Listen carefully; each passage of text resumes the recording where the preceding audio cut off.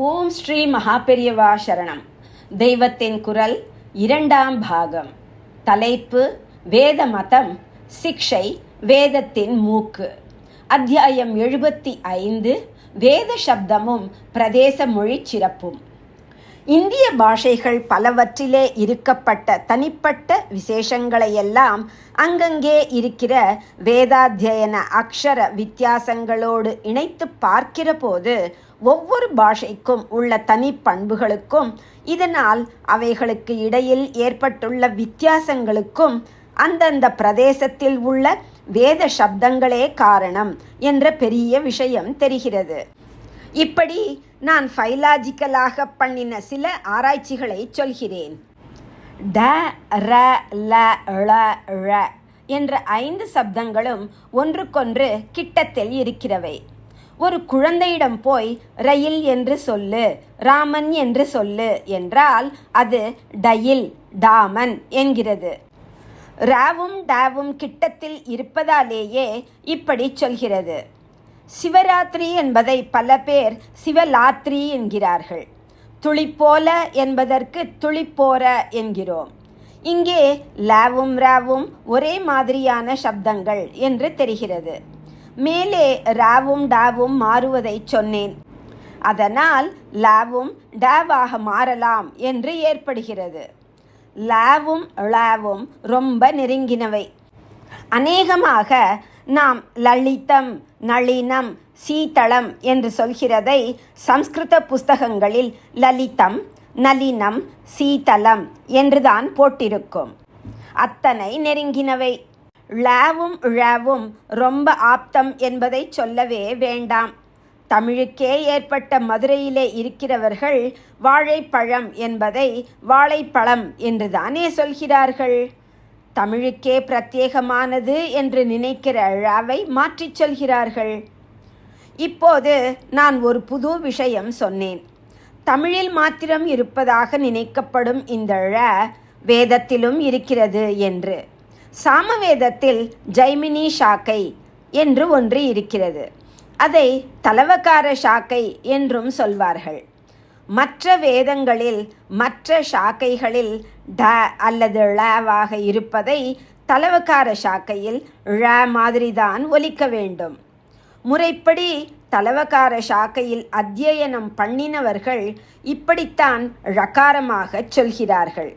அதை பூர்ணமான ழ என்று வேண்டுமானால் சொல்ல முடியாமல் இருக்கலாம்.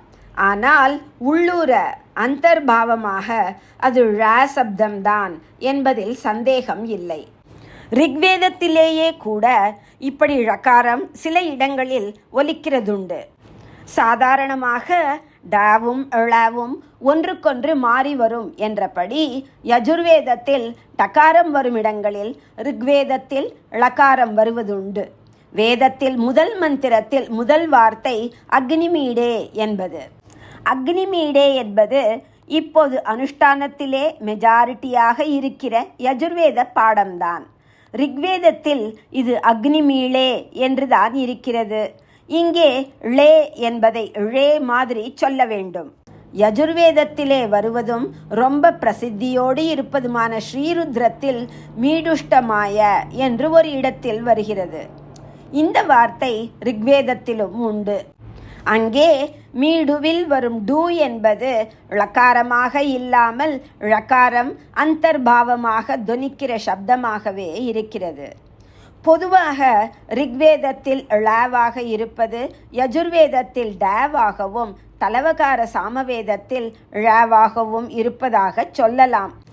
இப்போது இந்த ஒவ்வொரு வேதமும் நிறைய அனுஷ்டானத்தில் உள்ள பிரதேசங்களை எடுத்துக்கொண்டு அந்த பிரதேச பாஷைகளின் விசேஷத்தை பார்க்கலாம்.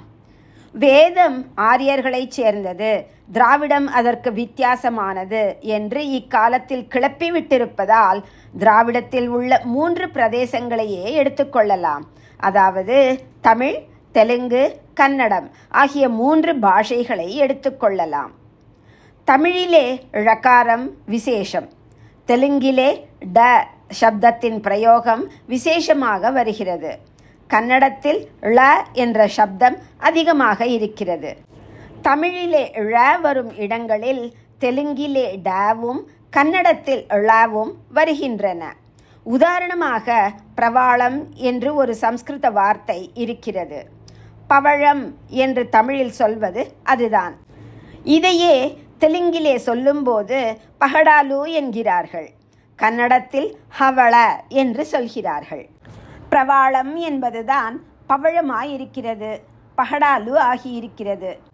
சம்ஸ்கிருத வார்த்தை தமிழில் மாறியதை விட தெலுங்கில் ஜாஸ்தி மாறி பிரவாளத்தில் வரும் வாவும் க என்று வித்தியாசப்பட்டிருக்கிறது. அது தெலுங்கு மொழி பண்பு, ஜீனியஸ் ஆஃப் த லாங்குவேஜ். இதே போல பிரவாள என்பது கன்னட ஹவளமாகிற போது முதல் எழுத்தே ரொம்பவும் மாறுகிறது. பிர என்பது தமிழிலும் தெலுங்கிலும் ப ஆனது சின்ன மாறுதல்தான். கன்னடத்திலோ ஹ என்றே மாறிவிட்டது. ஆனால் இதுதான் கன்னடத்தின் பிரத்யேக மொழி பண்பு. மற்ற பாஷைகளில் பவாக இருப்பது அதிலே ஹவாகிவிடும். பம்பா சரஸ் என்பது ஹம்பா என்றாகி ஹம்பி ரூயின்ஸ் என்று ஆகியிருக்கிறது. நாம் பால் என்பதை கன்னடத்தில் ஹாலு என்கிறார்கள். நாம் புகழ் என்றால் கன்னடத்தில் ஹொகளு என்பார்கள். இங்கெல்லாம் ப என்பது ஹவாகிறது போலத்தான் பிரவாளமும் ஹவளமாகிறது. நான் இந்த ப ஹ வித்தியாசத்தை சொல்ல வரவில்லை. பிரவாளத்தின் ழ தமிழில் ழாவாகவும் தெலுங்கில் டாவாகவும் கன்னடத்தில் மூலமான ழ ரூபத்திலேயே இருப்பதையும் தான் சுட்டிக்காட்ட வந்தேன்.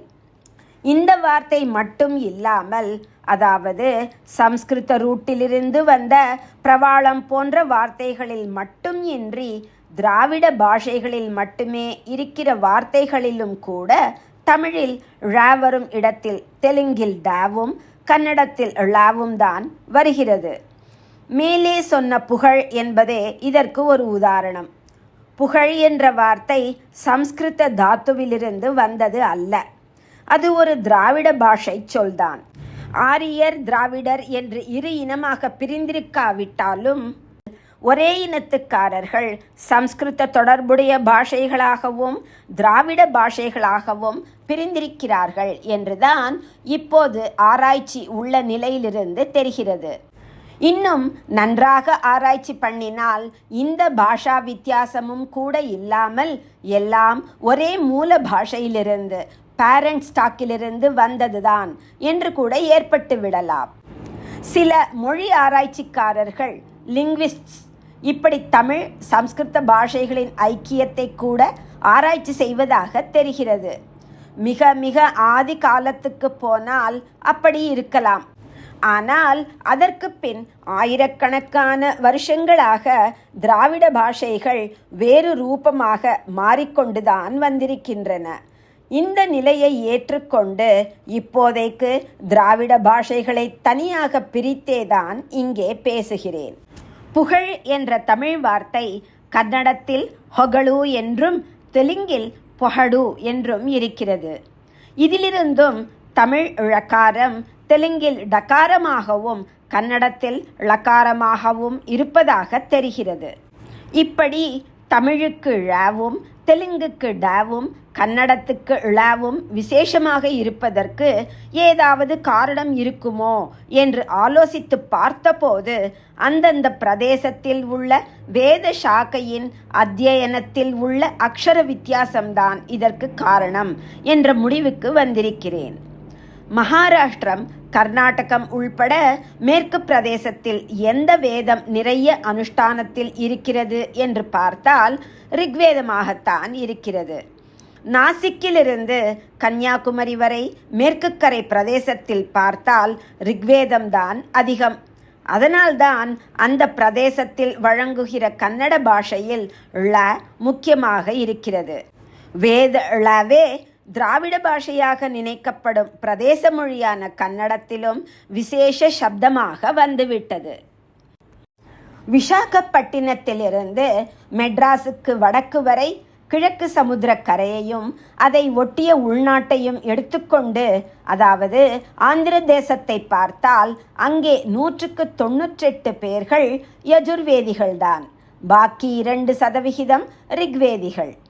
தெலுங்கு தேசத்தில் சாமவேதிகள் இல்லை என்றே சொல்லிவிடலாம்.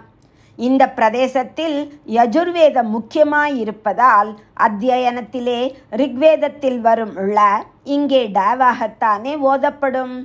இதை வைத்தே இங்கே ரீஜனல் லாங்குவேஜ் பிரதேச பாஷையாக உள்ள தெலுங்கிலும் மற்ற பாஷைகளின் ழ என்பது டவாகி விடுகிறது. தமிழ் தேசத்தை எடுத்துக்கொண்டால் பிற்காலத்தில் இங்கேயும் யஜுர்வேதிகள்தான் அதிகமாகி விட்டார்கள். ஆனாலும் தெலுங்கு தேசத்தில் உள்ள அளவுக்கு இருக்க மாட்டார்கள். தமிழ்நாட்டில் 180 பேர் யஜுர்வேதிகள் என்று சொல்லலாம். பாக்கியில் 15% சாமவேதம் இருக்கும், 5% ரிக்வேதம் இருக்கும். இப்போது இப்படி இருந்தாலும் முற்காலங்களில் தமிழ் தேசத்தில் சாமவேதம் இன்னும் நிறைய இருந்திருக்கிறது என்பதற்கான சான்றுகள் இருக்கின்றன. சாமவேதத்தில் இருந்த 1000 ஷாக்கையைச் சேர்ந்தவர்களும் தமிழ்நாட்டில் இருந்திருக்கிறார்கள் என்று ஊகிக்க முடிகிறது. 1000 ஷாக்கை உடையான் என்பதாக தேவாரத்திலேயே சில இடங்களில் ஈஸ்வரனை ஸ்தோத்திரம் செய்திருக்கிறது. இந்த 1000 ஷாக்கைகளில் தற்போது உள்ள சாமவேதிகளில் கௌதுமம் என்ற ஷாக்கையைச் சேர்ந்தவர்களே அதிகமாயிருந்தாலும் பூர்வத்தில் ஜைமினி ஷாக்கை அல்லது தலவகாரம் எனப்படுவதைச் சேர்ந்த சாமவேதிகள் நிறைய இருந்திருக்கிறார்கள். சோழியர்கள் என்பதாக சோழ தேசத்துக்கே சிறப்பித்து பேசப்படுபவர்களில் இன்றைக்கும் சாமவேதிகளாக இருப்பவர்கள் தலவகார ஷாக்கையினராகத்தான் இருக்கிறார்கள். பாண்டிய நாட்டின் கோடியில் திருநெல்வேலியில் உள்ள சோழியர்களை பார்த்தால் கூட தலவகார ஷாக்கைக்காரர்களான சாமவேதிகளாக இருக்கிறார்கள். ஆதியில் சோழ தேசத்தில் மட்டும் இன்றி பாண்டிய தேசத்திலும் சாமவேதம் நிறைய இருந்திருக்க வேண்டும் என்று இதிலிருந்து தெரிகிறது. சோழியர் என்றால் ரொம்பவும் பூர்வத்திலிருந்தே தமிழ்நாட்டுக்காரர்களாக இருந்த பிராமணர்கள் என்று அர்த்தம் பண்ணி கொள்ளலாம். அவர்கள் தமிழ்நாட்டின் ஆதிவாசிகளான பிராமணர்கள். ஏன் இப்படி சொல்கிறேன் என்றால், தமிழ்நாட்டு பிராமணர்களில் வடமர் என்றும் ஒரு பிரிவு இருக்கிறது. வடமாள், வடமா என்கிறோம். என்ன வடைமாவா, தோசை மாவா என்று கேலி கூட பண்ணுகிறோம். இது வடமர் என்பதே.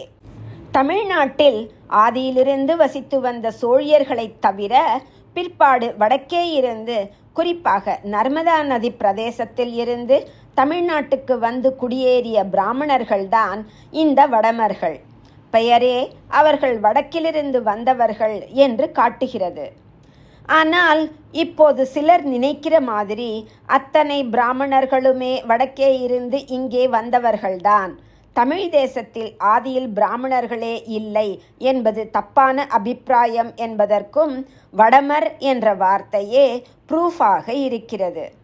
எல்லா பிராமணர்களுமே வடதேசத்தைச் சேர்ந்தவர்கள்தான் என்றால் தமிழ்நாட்டில் உள்ள அத்தனை பிராமணர்களுக்குமே வடமர் என்று பெயர் ஏற்பட்டிருக்கும்.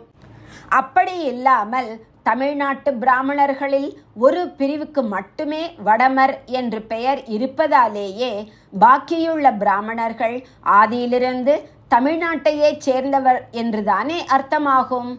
அந்த ஆதித்தமிழ் பிராமணர்கள்தான் சோழியர்கள் எனப்பட்டவர்கள். வடமர்கள் நர்மதா தீரத்திலிருந்து வந்தவர்கள் என்பதற்கு ஒரு ஆதாரம் இருக்கிறது. வடமர்கள் மட்டும் இன்றைக்கும் சந்தியாவந்தனத்தில் நர்மதாயை நமக, பிராத்தக நர்மதாயை நமோ நிஷி, நமோஸ்து நர்மதே துப்யம் பாகிமாம் விஷ சர்ப்பதக என்பதாக நர்மதைக்கு காலையிலும் நிஷியிலும் வந்தனம் சொல்லி தங்களை சர்ப்ப பயத்திலிருந்து ரட்சிக்கும்படி வேண்டிக் கொள்கிறார்கள். தெற்கேயே இருந்த சோழியர்களில் சோமாசி மாற நாயனார் என்று 63 ஒருவராக கூட ஒரு பெரியவர் இருந்திருக்கிறார்.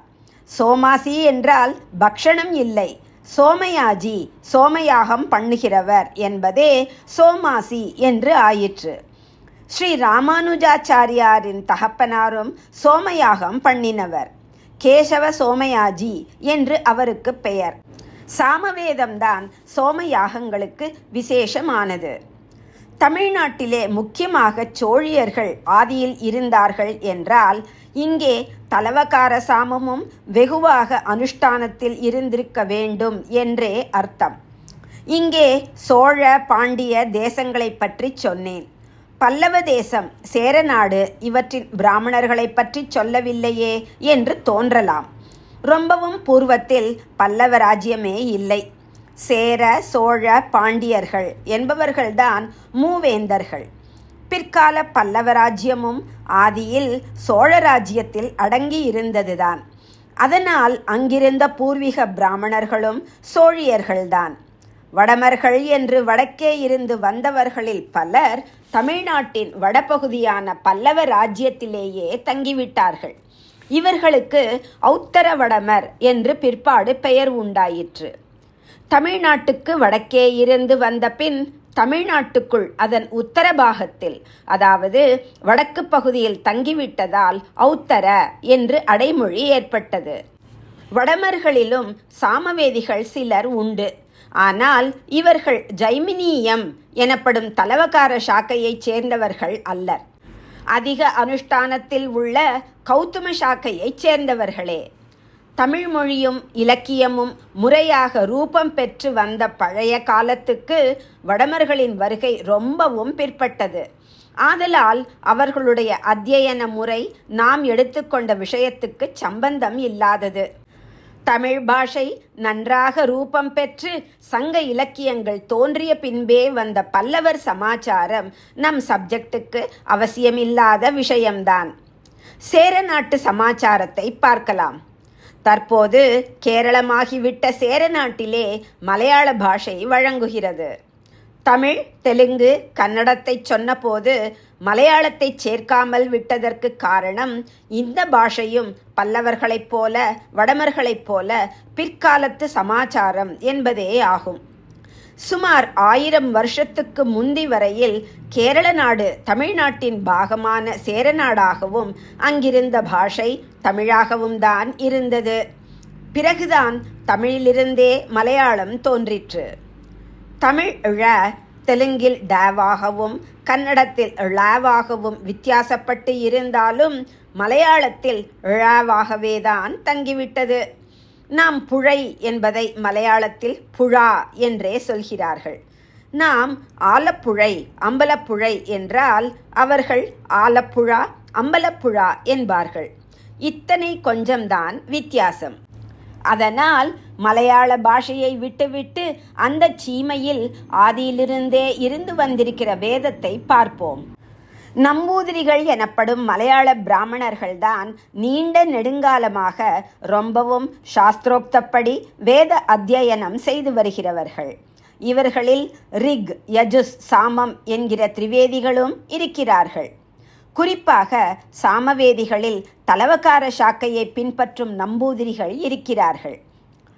பாஞ்சான் மனை என்று நல்ல வைதிகமான ஒரு நம்பூதிரி பரம்பரை இருக்கிறது. அவர்கள் எல்லோரும் தலவகார சாக்கையினரே.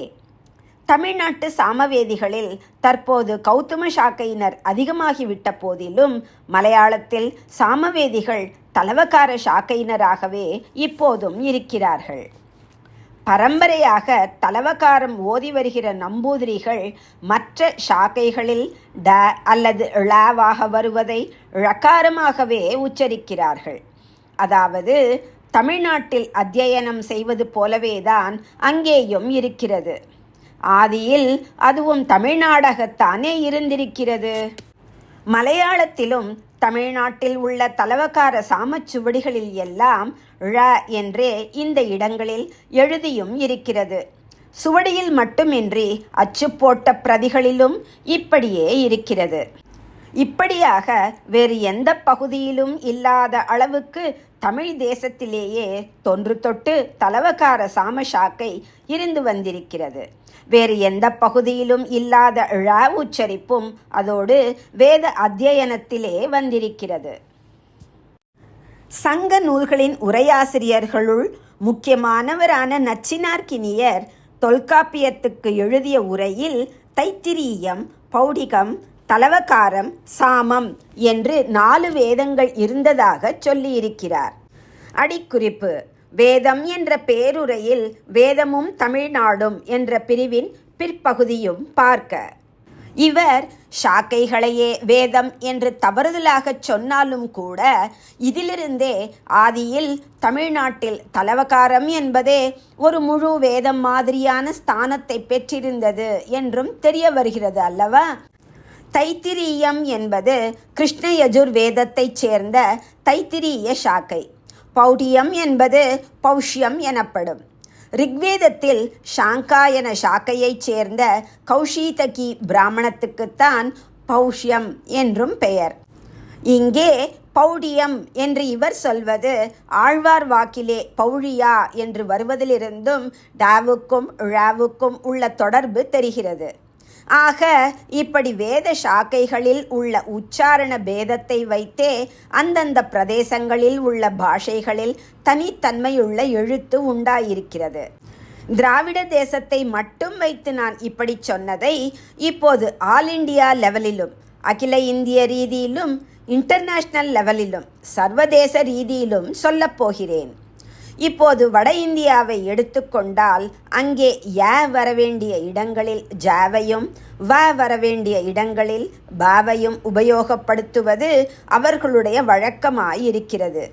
பேச்சு மொழியில் கலோக்கியலாக மட்டும் இன்றி அவர்களுடைய பாஷைகளில் இலக்கிய மொழியிலும் கூட லிட்டரரியாகவே இப்படி ஏற்பட்டிருக்கிறது.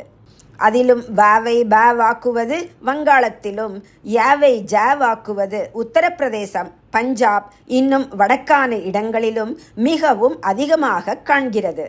வங்காளத்தில் வ பயோர பேதம், அதாவது வாவுக்கும் பாவுக்கும் பேதம் இல்லை என்பதை ஒரேடியாக பின்பற்றுகிறார்கள். தமிழிலும் பீஷ்மர் என்பதை வீட்டுமர் என்றும் பீமன் என்பதை வீமன் என்றும் பாவை வ ஆக்குகிறோம். ஆனால் ஒரேடியாக மாற்றுவதில்லை. வங்காளிகளோ வாவை எல்லா இடங்களிலும் பாவாக்குகிறார்கள். வங்காளமே பெங்காலாகிறது. வங்கவாசி என்பதை பங்கபாசி என்று சொல்லுவார்கள். இப்படி சொல்வது பிழை என்பதை அவர்களே அறிந்து கொண்டார்கள். வங்காள தேசத்தில் இந்த தப்பை திருத்த ஒரு பரிஷத் ஏற்படுத்தினார்கள். வங்க பரிஷத் என்பது அதன் பெயர். இனிமேல் பதிப்பிக்கும் புஸ்தகங்களிலெல்லாம் பகாரம் உள்ள இடங்களில் வகாரமாக திருத்த வேண்டும் என்று நினைத்து அப்படியே செய்து வந்தார்கள். அப்படி செய்ததில் ஸ்வபாவமாக பகாரம் இருக்க வேண்டிய இடத்திலும் வகாரமாக மாற்றிவிட்டார்கள். பந்துவென்பதை கூட வந்து வென்று மாற்றிவிட்டார்கள். வங்கபந்து என்ற சரியான ரூபத்தை இதற்கு முன் அவர்கள் பங்கபந்து என்று தப்பாக சொன்னார்கள் என்றால் இப்போதும் வங்கபந்து என்று வேறு விதத்தில் தப்பாக சொல்ல ஆரம்பித்து விட்டார்களாம். வடக்கே மற்ற மாகாணங்களிலும் ஓரளவுக்கு இப்படி வாவுக்கு பதில் ப சொல்கிறார்கள். பீகார் என்பதே விகார்தான். புத்த விகாரங்கள் நிறைய இருந்த பிரதேசம் அதுவே. ராஷ்பிகாரி என்கிறார்களே, அது ராசவிகாரி என்பதுதான். அவர்கள் வகாரத்தை பகாரமாக மாற்றி உச்சரிப்பதற்கு காரணம் என்ன? பிராதிசாக்கியத்தில் அந்த சீமையில் உள்ள ஒரு குறிப்பிட்ட சாக்கையில் இப்படி சொல்ல வேண்டும் என்று இருக்கிறது. அந்த விதியை வேதத்துக்கு மட்டும் இன்றி பேசுவது, எழுதுவது எல்லாவற்றிற்கும் உபயோகப்படுத்தி கொண்டார்கள். இதனால் வேதத்தில் சொன்ன சிக்ஷா விதிகள் இந்த தேசம் முழுவதும் ஒரு காலத்தில் ஸ்ரத்தையாக அனுஷ்டிக்கப்பட்டு வந்தது என்று தெரிகிறது. தேசம் பூராவிலுமே யஜுர்வேதம்தான் மெஜாரிட்டியாக பரவியிருக்கிறது என்று முன்பே சொன்னேன். இந்த யஜுஸில் கிருஷ்ண யஜுஸ், சுக்ல யஜுஸ் என்று 2 இருப்பதாகவும் சொல்லியிருக்கிறேன் அல்லவா? இவற்றில் தக்ஷிணத்தில் அதிகம் பிரச்சாரத்தில் இருப்பது கிருஷ்ண யஜுஸ். உத்தரதேசத்தில் விசேஷமாக அனுஷ்டானத்தில் இருப்பது சுக்லயஜுஸ். சுக்லயஜுஸின் பல சாக்கைகளில் ஒன்று மாத்யந்தின சாக்கை என்பது. அதுதான் வடக்கே சிறப்பாக பின்பற்றப்படுகிறது. இதன் பிராதிசாக்கியத்தில் யாவுக்கு பதில் ஜ வரலாம் என்று இருக்கிறது. ஷாவுக்கு பதில் க வரலாம் என்றும் இருக்கிறது. இதனால்தான் நாம் புருஷ சூக்தத்தில் யத் புருஷேன ஹவிஷா என்று சொல்வதை ஒரு ஹிந்துஸ்தானிக்காரன் ஜத் புருஷேன ஹவிகா என்கிறான். அவன் அப்படி சொல்வதை கேட்டால் நமக்கு சிரிப்பு வருகிறது. வேதத்தை தப்பாகச் சொல்கிறான் என்று கோபம் கூட வருகிறது. நாம் தான் வேத சப்தங்களின் பியூரிட்டியை காப்பாற்றி வருகிறோம் என்று நினைக்கிறோம். ஆனால் வாஸ்தவத்தில் அவன் சொல்வதற்கு சிக்ஷா சாஸ்திரத்தின் அங்கீகாரமே இருக்கிறது. ஏற்கனவே நான் சொன்னபடி மிக நெருங்கிய தொடர்புள்ள சப்தங்கள்தான் இப்படி ஒன்றுக்கொன்று மாற்ற அனுமதிக்கப்படுகின்றன. ஜாவும் யாவும் கிட்டிய பந்துக்கள் என்பது தமிழை பார்த்தாலும் தெரிகிறது. ஜாவா என்று சொல்கிற ஜாவகத்தீவை தமிழ் நூல்களில் யாவகம் என்றே சொல்லியிருக்கும். சாதாரணமாக ஒரு வார்த்தையின் முதல் எழுத்தாக வருகிற ஜாவை ச என்பதே தமிழ் வழக்கமாயிருந்தாலும் வார்த்தைக்கு நடுவே ஜ வந்தால் அதை ய என்றே ஆக்கி வருகிறோம். அஜன், பங்கஜம் என்பனவற்றை அயன், பங்கயம் என்கிறோம். ஷ என்பது சாவில் ஒரு வகைதான். ஷாவும் காவும் பரஸ்பரம் மாறும் என்பதால் சாவும் காவும் அப்படி மாறலாம் என்றே தெரிகிறது. இதற்கேற்றாற்போல் நாம் கை என்பதை தெலுங்கில் செய் என்கிறார்கள். சை என்கிற ஒலிதான் இது. செய்வது, அதாவது காரியம் பண்ணுவது முக்கியமாக கையின் தொழில்தான். அதனால் கை என்பதை விட தெலுங்கிலே உள்ள செய் என்பதுதான் அதன் காரியத்தை தெரிவிக்கிற செய், பண்ணு என்ற ரூட்டுக்கு பொருத்தமாயிருக்கிறது. சம்ஸ்கிருதத்திலும் இப்படித்தானே கர என்றால் செய்வது என்கிற அர்த்தமும் கை என்ற அர்த்தமும் இருக்கிறது. சங்கரர் நல்லதை செய்கிறவர், கரோமி என்றால் செய்கிறேன், கைக்கும் கர என்றே வார்த்தை இருக்கிறது. ஆதலால் தமிழிலும் முதலில் செய்யாக இருந்ததுதான் அப்புறம் கை ஆயிற்றோ என்னவோ. இப்போது தமிழில் செய் என்பது வெர்பாக மட்டும் இருக்கிறது. அந்த ச என்பது கவாக மாறி கை உண்டாயிருக்கிறது. இன்னொரு விஷயம், ஷாவும் க்ஷாவும் ரொம்பவும் கிட்டின ஒலிகள். க்ஷ என்பது கவாக மாறுவது ரொம்ப சகஜம். அக்ஷம் அக்கம், தக்ஷிணம் தக்காணம், க்ஷணம் கணம் என்று பல திருஷ்டாந்தங்கள் சொல்லலாம். ஆதலால் ஷாவும் கவாக மாற நியாயம் உண்டு. தமிழிலே ப என்பது வ ஆகிறது என்றால் வடதேசத்து பாஷைகளில் வ என்பது ப ஆகிறது என்றேன் அல்லவா? அவ்விதமே தமிழில் ஜ என்பது ய ஆகிறது, ஷ என்பது க ஆகிறது என்றால் எதிர்வெட்டாக வடக்கிலே ய என்பது ஜவாகவும் ஷ என்பது கவாகவும் ஆகிறது. அது அவர்களுடைய அனுஷ்டானத்தில் உள்ள வேத சாக்கையின் சிக்ஷா விதிப்படி ஏற்பட்டதாகும். இதனால்தான் யத் புருஷேன ஹவிஷாவை ஜத் புருஷேன ஹவிகா என்கிறான். இதே மாற்றத்தை வடக்கிலே உள்ள எல்லா வார்த்தைகளுக்கும் ஏற்படுத்தி விடுகிறார்கள். யமுனாவை ஜமுனாவாக்கி விடுகிறார்கள், யோகியை ஜோகியாக்குகிறார்கள், யுக யுக என்பதற்கு ஜுக ஜுக என்பார்கள். யாத்ரா என்பது ஜாத்ரா ஆகிறது. ஷ என்பது கவாக மாறுவதில் ரிஷி என்பதை ரிக்கி என்கிறார்கள். க்ஷாவும் ஷாவும் ரொம்ப பந்துக்கள் அல்லவா? நம்மிலேயே எத்தனை பேர் லக்ஷ்மி என்பதற்கு லக்ஷ்மி என்று சொல்கிறோம், எழுதுகிறோம். இதனால் வடக்கே க்ஷாவையும் க ஆக்கி விடுகிறார்கள். க்ஷீரம் என்பதை கீர் என்கிறார்கள். தமிழிலும் இந்த வழக்கம் இருக்கிறது என்று காட்டினேன். லக்ஷ்மி என்பதை இலக்குமி என்கிறோம். இப்படி அநேகம் சொல்லிக்கொண்டே போகலாம்.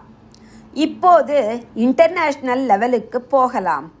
கிறிஸ்துவ வேதமான பைபிள் பிறந்த பாலஸ்தீனம், இஸ்ரேல் முதலான செமிட்டிக் நாடுகளுக்கு போகலாம்.